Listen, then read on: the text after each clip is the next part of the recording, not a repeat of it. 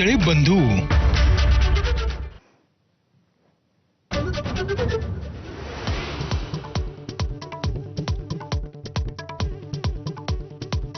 तब्बल 9 लाख लाडक्या बहिणींची संख्या घटणार. लाडकी बहीण योजनेसाठी नवे निकष. सरकारच्या 945 कोटी रुपयांची बचत होणार.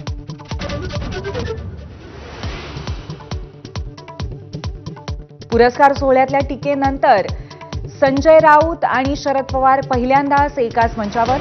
संसद भवन ते सेंट्रल विस्ता पुस्तक प्रकाशन सोहळ्याला दोन्ही नेते एकत्र.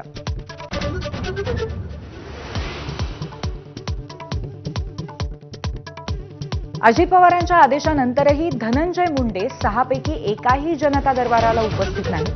मुंडेंनी पवारांच्या आदेशाला केराची टोपली दाखवल्याची चर्चा.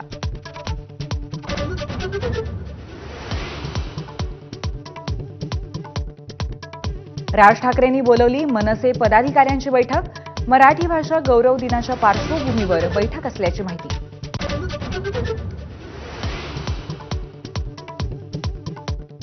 रेखा गुप्ता दिल्लीच्या नव्या मुख्यमंत्री तर प्रवेश वर्मा उपमुख्यमंत्री. रामलीला मैदानात आज भव्य शपथविधी सोहळा.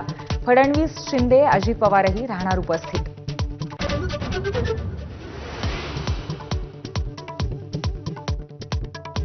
मुंबईत कोळशावरील तंदूर भट्टीवरती बंदी घातल्यामुळे पावाचा पुरवठा विस्कळीत होणार. इराणी बेकर्स असोसिएशनचा इशारा. हॉटेल, ढाबा, बेकरीवरील कारवाई बंद करण्याची मागणी.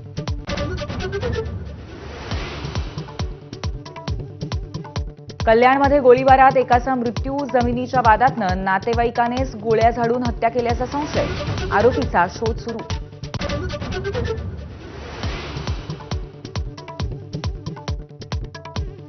संत गजानन महाराजांचा आज प्रकट दिन.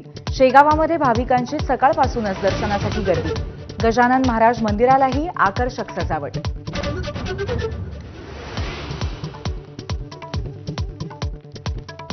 मदतीसाठी भारतात आलेला पाकिस्तानी घुसखोर मुंबई पोलिसांच्या नजरकैदेत. नादिर खानला पाकिस्तानला पाठवण्यासाठी पोलिसांचा प्रयत्न.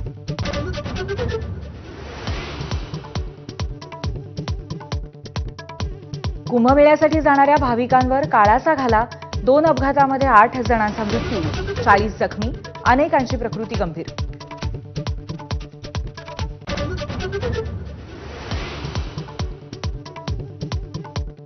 भारताच्या मिशन चॅम्पियन्स ट्रॉफीला आजपासून सुरुवात. दुबईमध्ये बांगलादेश विरुद्ध सलामीची लढाई. बुमराच्या अनुपस्थितीमध्ये गोलंदाजाचा कस लागणार. दुबईतून माझावरती महाकव्हरेज.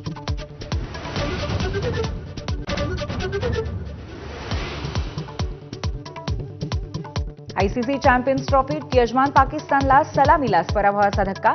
न्यूझीलंडकडनं 60 धावांनी पराभव. Headlines brought to you by Chitale